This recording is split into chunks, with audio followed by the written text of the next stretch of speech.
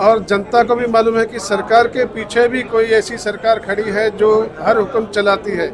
हजरत की तारीफ में देखिए 2-4 मिनट में कुछ कहा नहीं जा सकता क्योंकि वो इतनी महान शख्सियत थी। तो इसलिए मैंने सोचा कि क्यों ना एक हम्द पढ़कर उनकी तारीफ में मैं कुछ अपना समय दे दूं।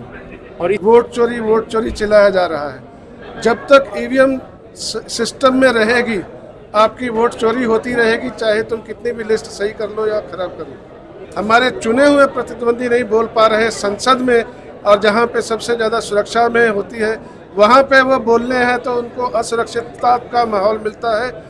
मीरा भाईंदर महानगर पालिका पूरे देश में स्वच्छता अभियान में 1 नंबर का पुरस्कार प्राप्त किया, जिसे राष्ट्रपति द्वारा सम्मानित किया गया। इस संदर्भ में आज हम भारतीय और दारुल कज़ा ने कार्यक्रम आयोजन किया था, जिसमें सफाई निस्फ ईमान, और इस कार्यक्रम में सभी धर्म के धर्म गुरुओं को बुला करके एकता, अमन, भाईचारे का संदेश, हुजूर सल्लल्लाहु अलैहि वसल्लम के संदेश को यहाँ पे प्रचार प्रसार किया गया। साथ ही सफाई कर्मचारियों को भी सम्मानित किया गया। महानगर पालिका के असिस्टेंट कमिश्नर कामले को शील्ड दी गई, और इस संदर्भ में आए हुए धर्म गुरुओं से हमने कुछ सवालात किए। आइए जानते हैं उनकी ज़ुबानी।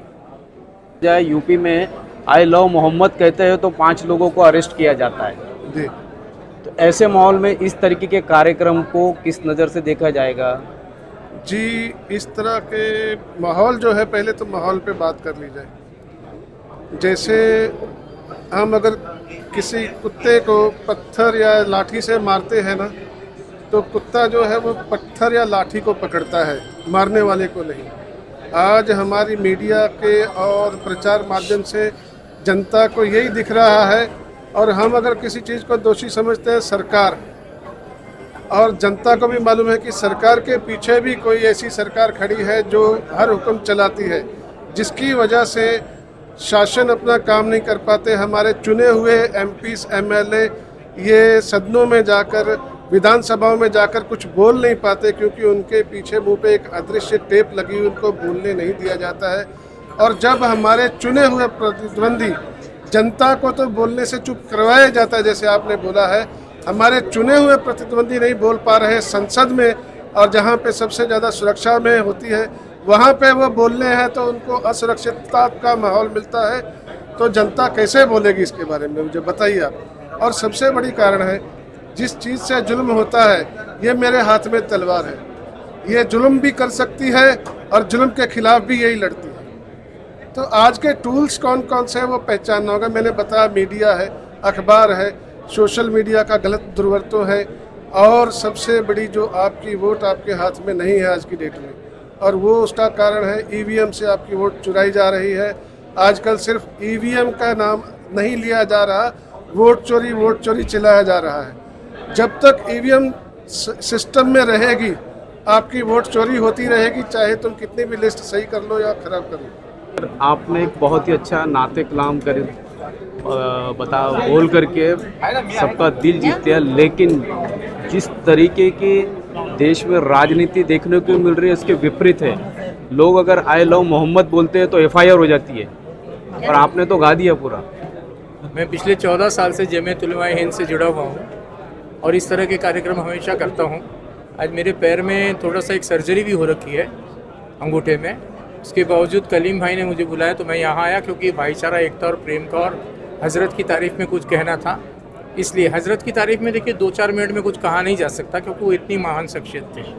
तो इसलिए मैंने सोचा कि क्यों ना एक हम्द पढ़कर उनकी तारीफ़ में मैं कुछ अपना समय दे दूँ। और इस तरह के प्रोग्राम हम हमेशा करते रहते हैं, क्योंकि देखिए छोटी सी उम्र है, इसमें हम लोगों से मोहब्बत ही नहीं कर पाते हैं, तो नफ़रत कहाँ से करें। तो इसलिए नफ़रत को हम लोग हमेशा कंडेम करते हैं, उसको बॉयकॉट करते हैं, और इस तरह के भाईचारा, प्रेम, एकता, शांति और राष्ट्रीय अखंडता के प्रोग्राम्स में हमेशा सम्मिलित होते हैं। यही हमारा उद्देश्य है। सर, आज आप ये जो भगवा गणवेश परिधान करके आए, इसके पीछे क्या मकसद आपका? ये मैं उदासीन संप्रदाय से हूँ, तो मेरा यही मेरा पहनावा यही है, मेरी पोशाक ही ये है। यहाँ पर आकर आपको माहौल कैसा लगा? क्या इस तरह से इससे भी बढ़िया माहौल मैं देख चुका हूँ, जहाँ पर लाखों की तादाद में पब्लिक होती है, तो ये माहौल मुझे अच्छा ही लगा, बहुत अच्छा लगा। हाँ जी, शुक्रिया। ये मैसेज ये है कि नबी अकरम सल्लल्लाहु अलैहि वसल्लम पूरी नौ इंसानियत के लिए भेजे गए। अल्लाह ताला फरमाता है कि हमने आपको भेजा है पूरी इंसानियत के लिए, पूरे इंसानों के लिए, और ये अंतिम संदेशा थे। इसके बाद कोई संदेशा आने वाले नहीं। लिहाजा इन्होंने जो है सिर्फ अपनी बातों से ही नहीं, प्रैक्टिकल भी करके दिखा दिया, और जिसकी गवाही सिर्फ मुसलमान ही नहीं मुख्तलिफ लोग दिए हैं। तारीख़ इंसानी के अंदर H.G. वेल्स अपने किताब में लिखा हुआ है। दूसरा जो है माइकल हार्ट ने इनकी तारीफ़ की है, और तीसरा M.N. रॉय की मैं बात बताता हूँ कि जिन्होंने ये बताया है कि इन्होंने जो बात दुनिया में लाए हैं, दुनिया वालों को अंधेरे से निकाल के रोशनी की तरफ लेके गए, नंबर 1। नंबर 2, पूरी दुनिया पे अल्लाह का मैसेज जो है वो नौए इंसानी तक पहुँचाए, और तीसरी चीज़ जो है अदल और इंसाफ को कायम किया और जुल्म के खिलाफ लड़े हैं। तो ये था मोहम्मद सल्लल्लाहु अलैहि वसल्लम का पैगाम कि पूरे नौए इंसानी मिलजुल कर आपस में भाई भाई है, किसी को फौकियत नहीं है, गोरे को काले पे और काले को गोरे पे, और ना ही अरब को ना अजम पे।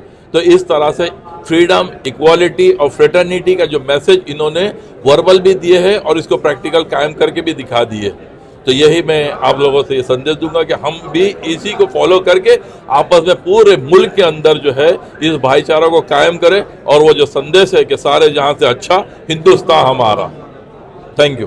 प्रॉफिट मोहम्मद पैगंबर की ये जन्म महोत्सव जो चालू है, उसी को लेके दारुल कदार और हम भारतीय सामाजिक संगठन ने एक भाईचारा रखने के लिए मीरा भाईंदर में सभी जाति धर्म के पंथों के लोग एक है, और ये मैसेज देने के लिए ये कार्यक्रम का आयोजन किया, और उसी के साथ में स्नेह भोजन किया। हमने 10 तारीख को इससे पहले एक कार्यक्रम किया था, उसमें जो मीरा भाईंदर कॉरपोरेशन को फर्स्ट नंबर आया है, उसका जो मेन आरोग्य योद्धा है, उनके साथ अधिकारी और हमारे जो मुस्लिम बांधव है या अलग अलग धर्म के लोग जो है स्नेह भोजन किया। और आज का कार्यक्रम जो है भाईचारा का, आज की जो स्थिति है, आज जो जातीयवादी शक्ति अलग अलग धर्म जात पंथ में विभागने का काम कर रहा है, उसी टाइम पर हम लोग एकता के साथ में, बंधुता के साथ में एक होने का, प्रेम का संदेश लेके जाने का कार्यक्रम का आज का आयोजन किया है।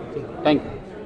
इस तरीके के कार्यक्रम से देश में एकता, भाईचारा ये सब पैदा होने वाला है। इस तरीके के कार्यक्रम होना चाहिए और देश में नफ़रत की राजनीति को ख़त्म किया जाना चाहिए। स्टेज से सभी ने एक सुर में ये बात कही है। अब देखना यह है कि जो पढ़ा लिखा तबका है इस चीज़ को अब धीरे धीरे समझने लगा है और जल्द ही समाज में एक बहुत बड़ा नयापन देखने को मिलेगा। इसी तरह खबरों के लिए मेरे यानी शकील शेख के साथ बने रहे, देखते रहे सिटी न्यूज़ मुंबई।